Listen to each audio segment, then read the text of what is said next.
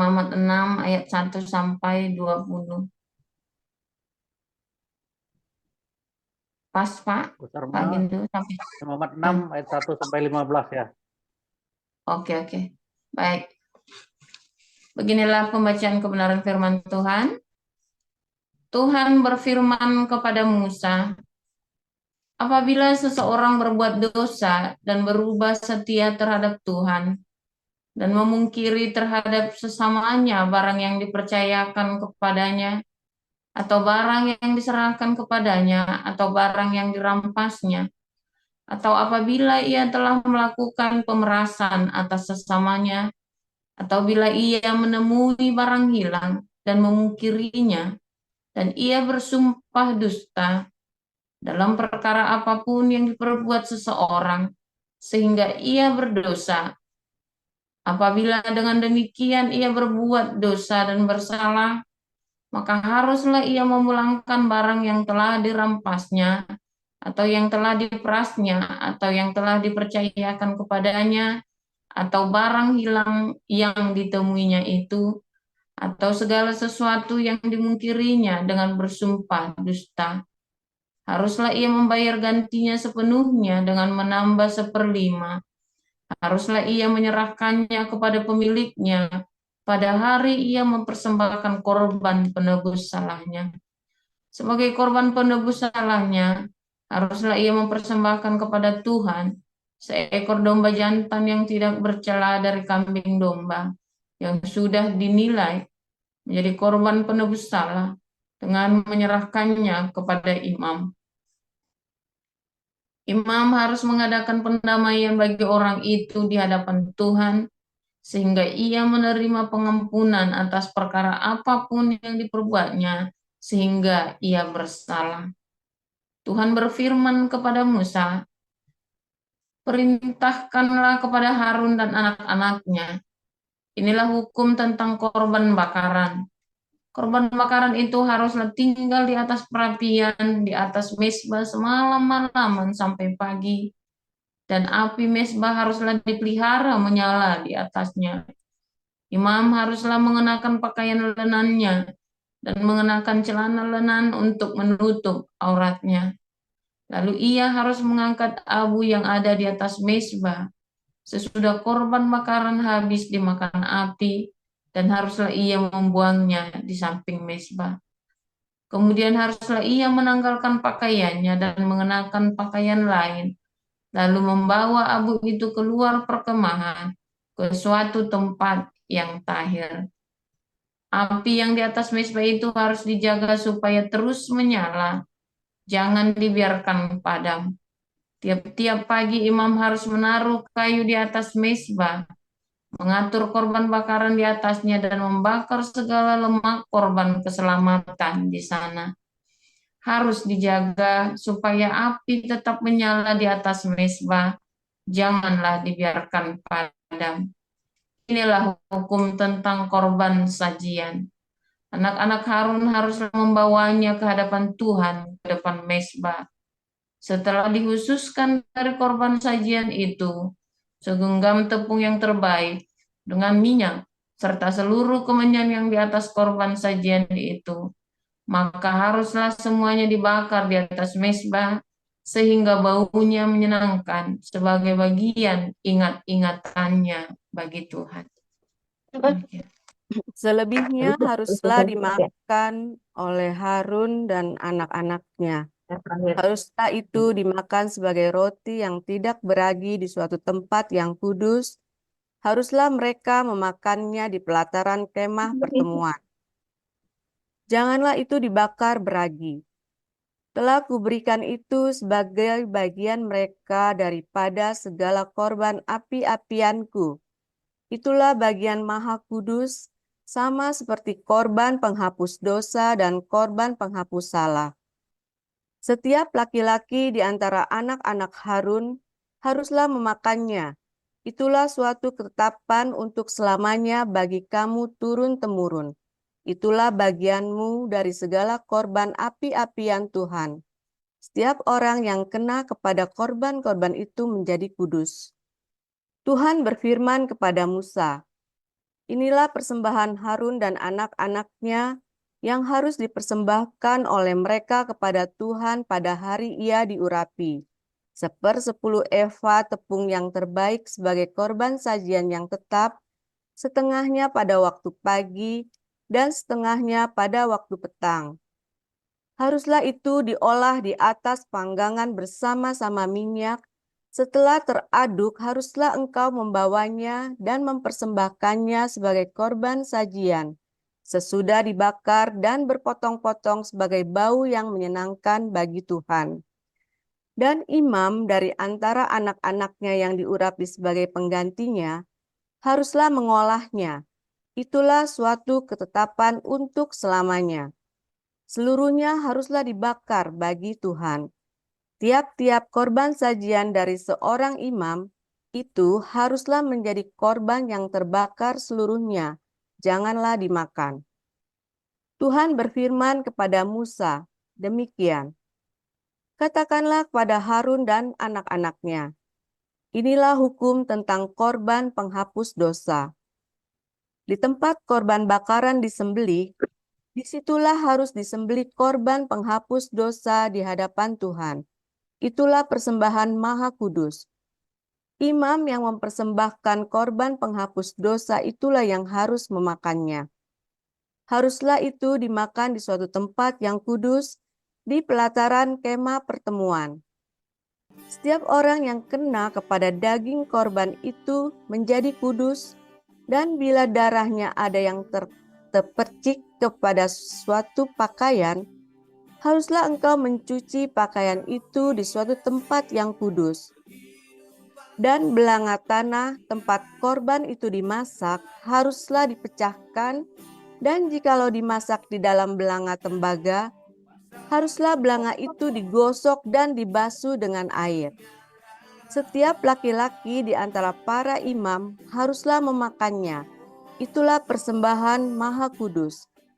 Tetapi setiap korban penghapus dosa yang dari darahnya dibawa sebagian ke dalam kemah pertemuan untuk mengadakan pendamaian di dalam tempat kudus, janganlah dimakan, melainkan dibakar habis dengan api. 1 Korintus 7 ayat 1-20. Dan sekarang tentang hal-hal yang kamu tuliskan kepadaku adalah baik bagi laki-laki kalau ia tidak kawin.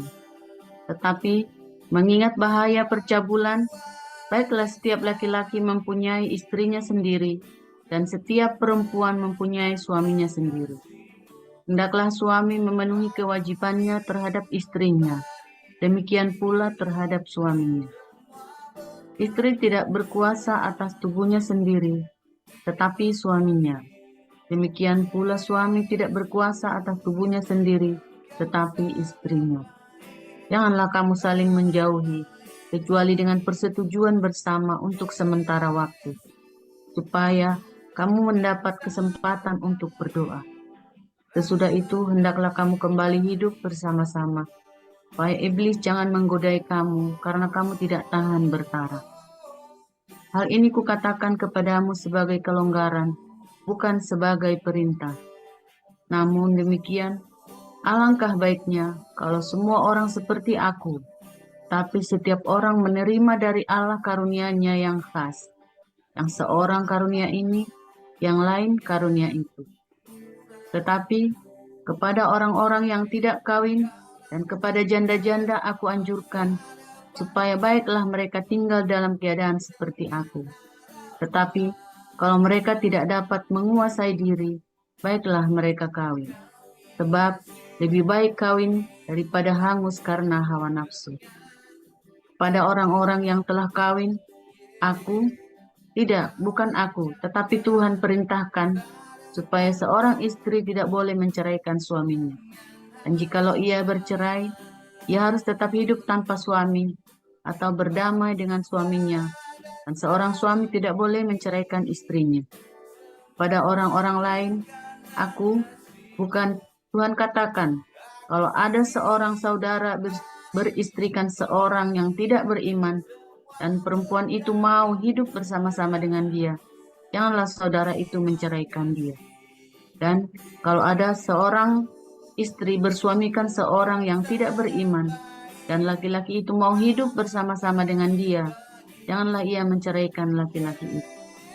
Karena suami yang tidak beriman itu dikuduskan oleh istrinya, dan istri yang tidak beriman itu dikuduskan oleh suaminya. Andai kata tidak demikian, niscaya anak-anakmu adalah anak-anak cemar, tetapi sekarang mereka adalah anak-anak. Tetapi kalau orang yang tidak beriman itu mau bercerai, biarlah ia bercerai. Dalam keadaan yang demikian, saudara atau saudari tidak terikat. Tetapi Allah memanggil kamu untuk hidup dalam damai sejahtera. Sebab, bagaimanakah engkau mengetahui, hai istri, apakah engkau tidak akan menyelamatkan suamimu? Atau bagaimanakah engkau mengetahui, hai suami, apakah engkau tidak akan menyelamatkan istrimu? Selanjutnya, hendaklah tiap-tiap orang tetap hidup seperti yang telah ditentukan Tuhan baginya, dan dalam keadaan seperti waktu ia dipanggil Allah. Inilah ketetapan yang kuberikan kepada semua jemaat. Kalau seorang dipanggil dalam keadaan bersunat, janganlah ia berusaha meniadakan tanda-tanda sunat itu. Dan kalau seorang dipanggil dalam keadaan tidak bersunat, janganlah ia mau bersunat. Sebab bersunat atau tidak bersunat tidak penting. Yang penting ialah mentaati hukum-hukum Allah. Baiklah tiap-tiap orang tinggal dalam keadaan seperti waktu ia dipanggil Allah. Demikian. Adakah engkau hamba waktu engkau dipanggil? Itu tidak apa-apa.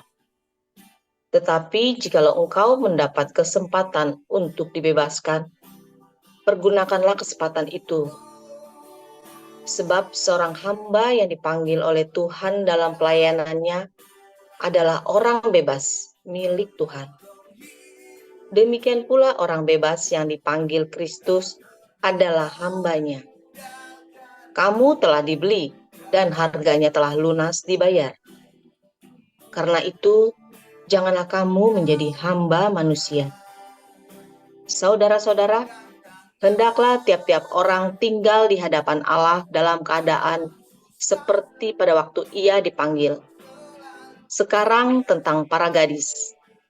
Untuk mereka aku tidak mendapat perintah dari Tuhan, tetapi aku memberikan pendapatku sebagai seorang yang dapat dipercayai karena rahmat yang diterimanya dari Allah. Aku berpendapat bahwa mengingat waktu darurat sekarang adalah baik bagi manusia untuk tetap dalam keadaannya. Adakah engkau terikat pada seorang perempuan? Janganlah engkau mengusahakan perceraian. Adakah engkau tidak terikat pada seorang perempuan? Janganlah engkau mencari seorang. Tetapi kalau engkau kawin, engkau tidak berdosa. Dan kalau seorang gadis kawin, ia tidak berbuat dosa. Tetapi orang-orang yang demikian akan ditimpa kesusahan badani, dan aku mau menghindarkan kamu dari kesusahan itu. Saudara-saudara, inilah yang kumaksudkan, yaitu waktu telah singkat.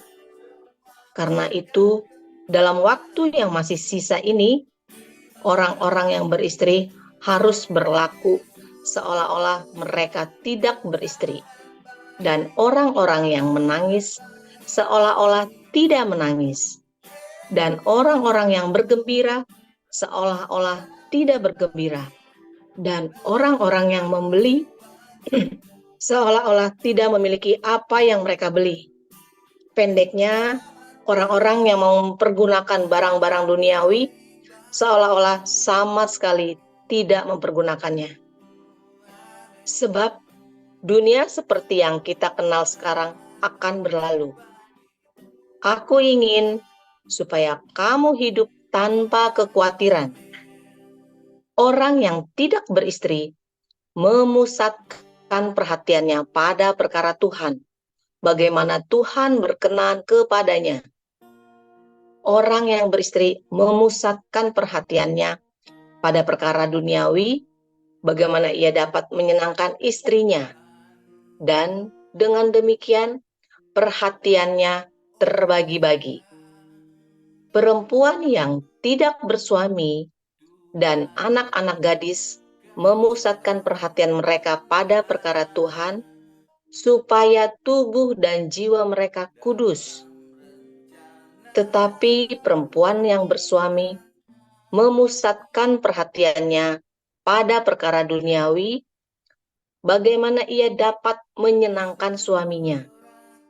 Semuanya ini kukatakan untuk kepentingan kamu sendiri, bukan untuk menghalang-halangi kamu dalam kebebasan kamu, tetapi sebaliknya, supaya kamu melakukan apa yang benar dan baik, dan melayani Tuhan tanpa gangguan.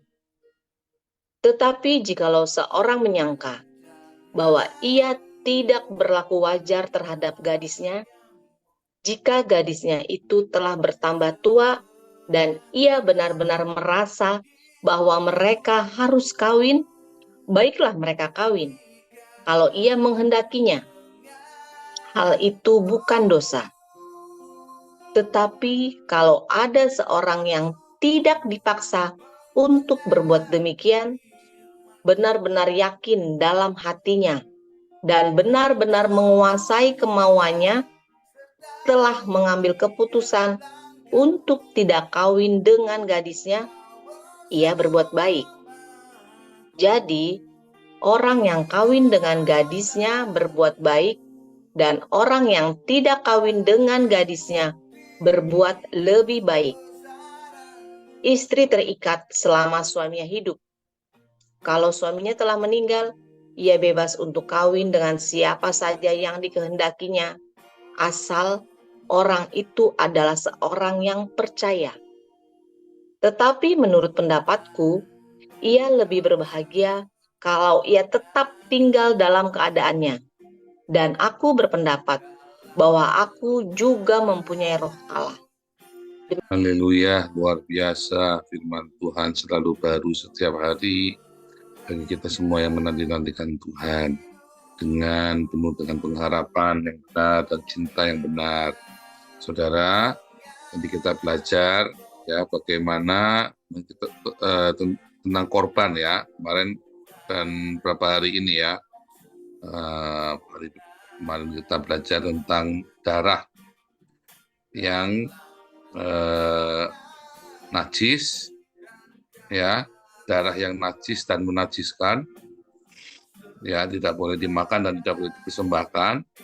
Ada lemak yang tidak kosher tetapi harus dipersembahkan. Lalu kita juga belajar bagaimana darah itu bisa menyucikan ya. Kemudian kita juga belajar hari ini bagaimana daging korban bakaran bisa menyucikan, yang menguduskan, menyucikan. Saudara,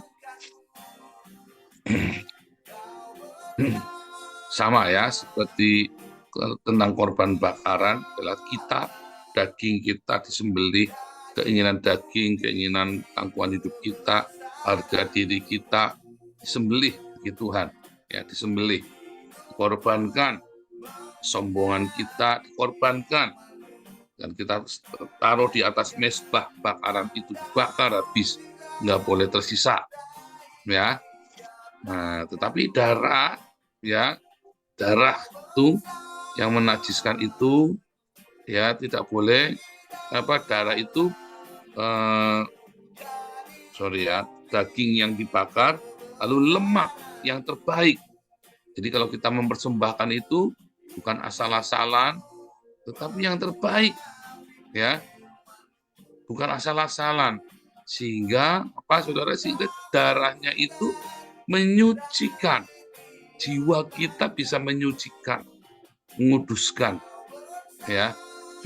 Nah, itu sama seperti bukan menguduskan kitanya, tetapi saudara, menguduskan komunitas itu, jiwa, akal budi kita, pikiran perasaan kita.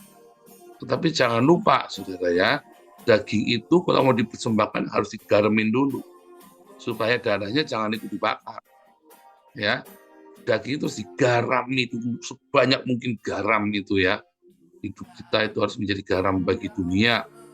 ya, terang dan garam bagi dunia, disalibkan. Hidup kita itu harus selalu daging kita dikorbankan, ya, keinginan daging kita, ego kita, kangkuan hidup kita itu harus selalu dikorbankan. Setiap hari kesombongan kita, marahan kita, dendam semua harus dibakar habis. Dan bahkan yang terbaik dari hidup kita persembahkan kepada Tuhan. Apa yang terbaik dalam hidup kita itu kita persembahkan kepada Tuhan, bukan asal-asal, ya, bukan sisa-sisa.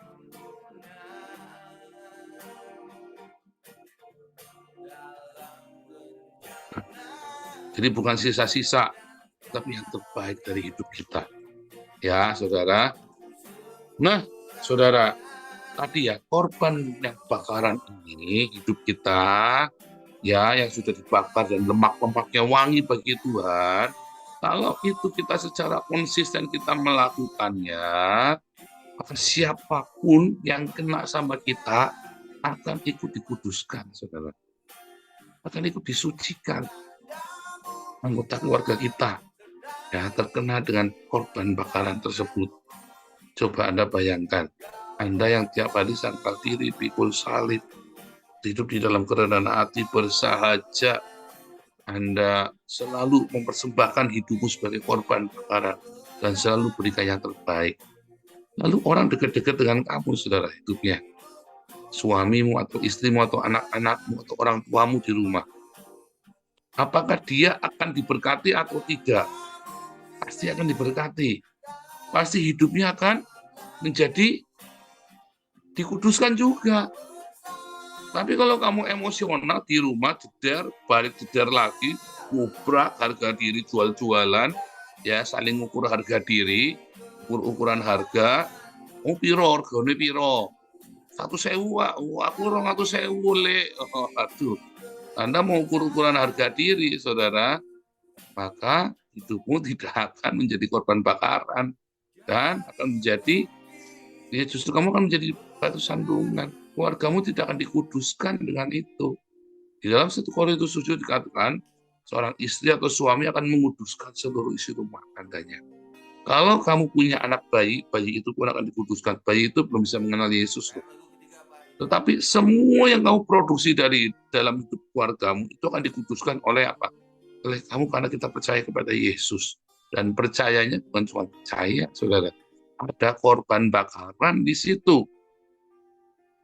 Maka seluruh keluargamu akan diberkati oleh hidupmu yang penuh dengan sangkal diri, pikul salib setiap hari. Ya, kalau kamu tiap hari saling mengukur harga, waduh, repot, saudara. Kalau tiap hari Anda mengukur hargamu, ya, berapa harganya, repot, saudara. Kenapa? Ya, Anda tidak akan, hidupmu tidak akan menguduskan keluargamu. Keluargamu itu dikuduskan karena korban bakaran darimu itu. Karena kamu penuh dengan cinta, maka keluargamu akan merasakan cinta darimu. Sekalipun keluargamu itu masih penyembah berhala, masih kafir, masih Islam, keluargamu itu masih orang nggak benar, anak-anakmu masih terlibat di dalam hal yang tidak baik, tetapi karena kamu sudah bertobat dan kamu dibakar hidupmu habis, lalu kamu deket-deket sama anakmu, kira-kira respon anakmu apa, saudara? Dia akan merasakan kesejukan, dia akan merasakan cinta. Kamu dekat-dekat dengan istrimu atau suamimu, kalau harga dirimu masih mahal, ukur-ukuran harga diri, saudara. Tapi karena kamu harga diri sudah terjual habis, dia masih mengukur harga diri sama kamu enggak? Enggak. Dia seperti mukul angin, bingung dia. Nggak ada lawan.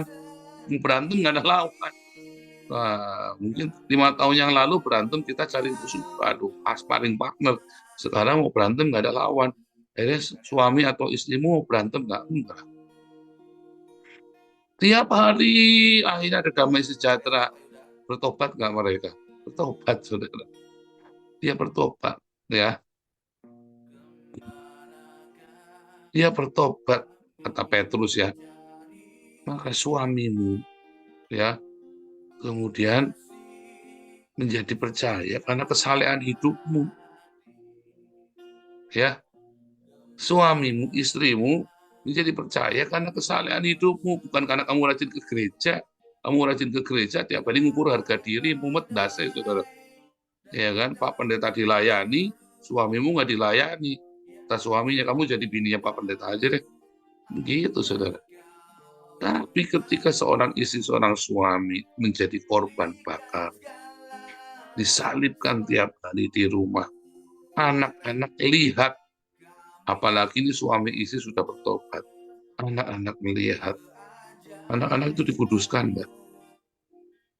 Jangankan melihat, nggak ngerti, dia masih umur 3 tahun nih anaknya nih, dia merasakan cinta dari orang tuanya, kan?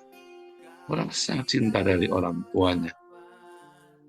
Nah, itulah proses pengudusan dalam keluarga.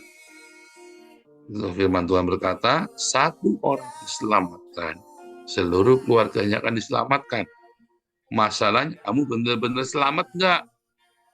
Kamunya bukan benar-benar selamat, tapi kamu malah selamat pagi, selamat siang, selamat bertengkar, selamat gebuk-gebukan. Ya kan, Anda bukan selamat beneran, tapi selamatnya selamat rahayu, selamat raharjo, saudara. Anda nggak selamat benar-benaran. Selamat yang benar-benar itu ada sangkal diri pikul salib. Barang siapa mau ikut aku, dia harus sangkal dirinya tiap hari, pikul salibnya tiap hari. Ya kan? Itu yang korban bakaran. Kita gagal menjadi korban bakaran setiap hari, setiap pagi dan petang. Di rumah, di tempat kerja, dan di rumah pagi dan petang. Kita gagal menjadi korban bakaran pagi dan petang. Kita dibakarnya cuma waktu pagi di tempat kerja. Di rumah kita bakar suami kita bakar istri kita bakar anak-anak kita. Suruh mereka yang jadi korban bakaran, kita yang makan satenya. Di tempat kerja kita jilat-jilat bos kita, ya kan? Kita jilat-jilat orang kaya, kita jilat-jilat, ya kan? Itu namanya bukan korban bakaran. Ya kan? Menjilat itu kan bentuk kerendahan hati yang lain, dimensi yang lain dari kerendahan hati, tapi bukan benar-benar kerendahan hati. Yang namanya kerendahan hati itu dia tetap merendahkan diri, tetap mengalah, tetap sabar, tetap bisa asertif, tetap bisa nunggu, ya, baik itu kepada atasanmu yang lebih berkuasa maupun kepada yang di bawahmu. Tetapi kan kita enggak. Saya ini di tempat kerja sudah capek, saya harus menghadapi bos yang rewel yang begini, dia lagi jadi penjilat. Di rumah ya kamu yang harus jilat saya, repot kamu yang harus saya ini sudah berkorban di tempat kerja, di rumah saya nggak mau, perasaan nggak mau ya. Aduh, saudara, hati-hati saudara. Justru di tempat kerja dan di korban bakaran pagi dan petang. Ya sudah, saya di rumah saja baik-baik, ya di rumah kamu baik-baik. Begitu di tempat kerja bosmu kamu lawan terus tiap hari, ya kamu sial, saudara, nggak naik pangkat, karirmu ya mandek. Ya memang rendah hati itu harus pagi dan petang, di rumah dan di tempat kerja dimanapun Anda berada. Anda harus tetap selalu rendah hati. Korban pagi dan petang, korban itu harus digarami supaya yang najis itu pergi. Kemudian darahnya akan menguduskan apa yang dipercik oleh darah itu, ya kan? Dan daging korban bakaran itu yang ketemu korban daging bakaran menguduskan. Dan kamu tiap hari berikan lemak yang terbaik dari hidupmu untuk Tuhan. Maka hidupmu akan memberkati seluruh rumah tanggamu. Siapapun yang bersama dengan kamu akan diberkati, saudara. Siapapun yang jalan sama kamu akan ikut beruntung. Karena saya orang yang beruntung. Maka istri saya, anak saya, semuanya beruntung, saudara. Mengalami keberuntungan. Kalau Anda orang sial, ya, suamimu, istrimu, anaknya deket-deket sama kamu ikut sial. Itulah hukum alam, kan? Anda nyadar nggak? Kalau Anda lagi sial, Anda minggir, saudara. Karena orang yang dekat dengan kamu, hati-hati, saudara. Kalau kamu sayang mereka, kamu jangan deket-deket, ikut sial. Kalau kamu sedang beruntung, siapapun yang bersama kamu pasti beruntung. Dulu saya kerja di sebuah perusahaan Chinese minded, ya, yang Chinese minded. Maka si CEO-nya sama owner-nya, ya, owner-nya masih in charge, ini perusahaan gede banget ya. Dia bilang, lu tahu nggak, ya, CEO nih, CEO sama para MD sama managing director. Ini kan perusahaan ada banyak ya, korporasi gitu ya. Yang kita beli, yang kita bayar, bukan otaknya mereka. Otak mereka mah nggak ada, kosong. Gua yang paling pinter. Dia bilang begitu. Ini orang memang pinter sekali. Yang kita beli adalah keberuntungannya mereka. Mereka datang bawa hoki. Mereka bawa hoki semua, 10 orang. GM kita, manajer kita, direktur kita bawa hoki. Maka kita ikut hoki. Kalau mereka bawanya bokang tahu, sial, kita juga ikut sial. Makanya kalau lihat, kau pilih, cari orang yang hoki. Ya, bukan begitu. Benar, saudara. Kamu dekat-dekat orang hoki, ya kamu ikut hoki, saudara. Kamu dekat orang sial, kamu ikut sial. Kamu mau kumpul sama siapa? Beneran ya? Orang itu ras diskriminasi. Bukan. Kenapa orang itu sial? Karena tidak ada kemuliaan Tuhan dalam hidupnya. Kalau orang punya kemuliaan Tuhan di dalam hidupnya, tidak mungkin bahwa sial. Ya, orang yang punya kemuliaan Tuhan dalam hidupnya tidak mungkin sial, saudara. Kalau Anda sangkal dipikul salib setiap hari, berikan yang terbaik bagi Tuhan. Ada pengurapan Tuhan. Kamu bilang yehi wa yehi, jadi terjadilah. Ya, setan ora doyong, demit orang dulit, saudara. Kamu selalu beruntung di dalam Tuhan. Keluargamu akan diberkati. Tuhan Yesus memberkati.